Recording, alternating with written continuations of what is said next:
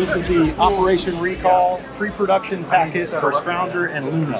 And this shows the entire process that our designer, Mark Pennington, undertook to arrive at the final product. Starting out, we got the initial pitch from my friend Joe Goldston. This was selected by a committee, Ron Rudat, Mark Pennington, Kirk Bazigian, and myself, going through 170 submissions to narrow it down to the top 16 that we wanted to make for year one. And these are the original sketches. I call this ideation.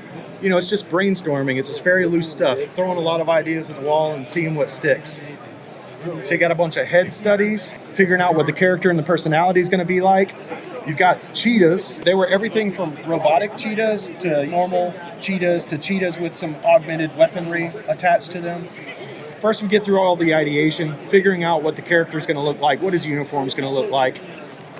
And we review it, myself and Kirk Bazigian get together and do an in-depth review of all the ideas, and then I type up the notes. Along with the notes, I sent along the copies of everything that was marked up. What uniforms do we want? What details do we want to add? What do we want to change? So that's what the red is. The red is basically the feedback. Showing use this pipe, use the other head sculpt, use this cheetah. And then we provide a bunch of photo reference for accuracy. So when I'm sending it back to Mark, I want him to know what we're going for. And one of the ways you can communicate that is through 3D models or photography or other illustrations. To just try to communicate clearly what Kirk and I are hoping will be the outcome of the revised design. So this is the revised line art. So this is kind of his second take on the character, incorporating all the feedback from me and Kirk, and finalizing the design. And I believe that this round was approved for Mark and for Ron every time. Like, we never went back to them and asked them to change more things after that. So once you got final line art, you make a figure sculpture sheet. This is what's used by the sculptors. Obviously, you see it from 360 degrees, and this is what they use. It's a 1-to-1 scale for the 2-ups that they're making. So back in the day, they sculpted them at twice the scale of the final product, and then you shrink it down in post-production to get more detail into the sculpture. So this is the figure sculpture sheet for Scrounger. This is the figure sculpture sheet for Luna, as well as the accessory sculpt sheet. And then there's this crate. Now the crate is more than likely, we're gonna do an accessory pack, but something that's fun about it is instead of just giving you the same old accessories with different colors, we're gonna give you a new accessory, the crate, and this crate is compatible with the PAC-DOG. So it's got the 4 pegs that peg into the top of PAC-DOG, and it's gonna have a bunch of recolored weapons re-released in the crate. So that's still coming, but not on the carded figure.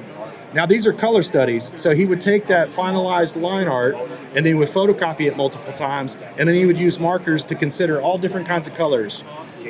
So I think he went through 6 of those for each character. Now this is a kickoff letter to Ed Morrill. Ed Morrill was in charge of packaging for G.I. Joe from 1969 to 1989. I would take Mark's technical drawings and create a package layout showing how much room we're going to have left for this package art. And it's a unique shape for each figure, so it's worthy of consideration. This is Larry Hama's first file card, and going along with the revised color study. So this is the revised color study that we ended up with. This is the colored sculpture sheet with the finalized deco. We got a Hawaiian shirt. I love this guy, man. He's super chill. He's gotten a lot of good feedback too. Showing the color patterns for the cheetah, which Mark Jerwig nailed when he did the actual painting. This is the kickoff for Bill Merkline. Bill Merkline was the sculptor, and he sculpted, 70 figures back in the 1980s. So similarly, we send the colored line art. I send the dossier because I want him to know who he's sculpting, so that it might impact like what his expression is like. So you got the figure sculpture sheet, and then I gave him some photo reference for a gentleman that I thought we wanted him to look like. And I'll also give him reference for, details on the outfits. This is Mark Pennington's loose sketches leading into his final touch, which is the presentation artwork. So he did a few loose sketches and then arrived at this for his illustration. And I believe that's it, but I've got, nope, that's not it. And there's more. There's always more. All right, so I 3D printed the accessories and then photographed them with a very highly posable action figure, and then pulled some reference photography for the cheetah, taking Ed Morrill's sketch, which is right here, and then laying it out with real renders of the real objects.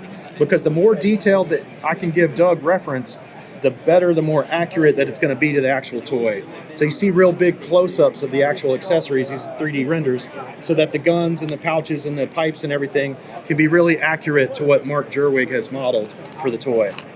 So that was for Doug's package kickoff.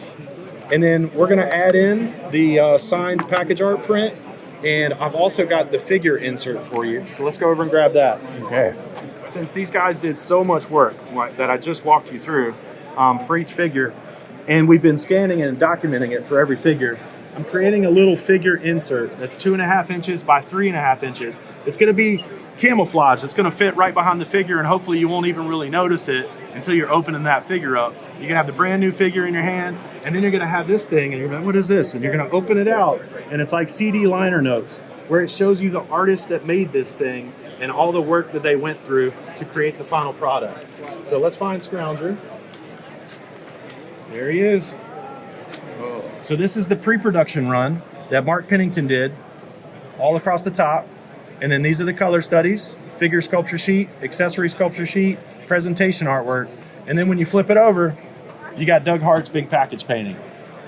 So we're going to put that in your packet, and then we're going to get a print of the final painting. I think that'll round it out. Nice. So I think we've got 3 or 4 of these pre-production packets left out of the 20 Operation Recall Year 1 figures that we did. I think we got 3 or 4 of these available. So we'll post this video, and then I'll put a list of the characters that are available. If you're interested, you can get a piece of toy history. So, thank you.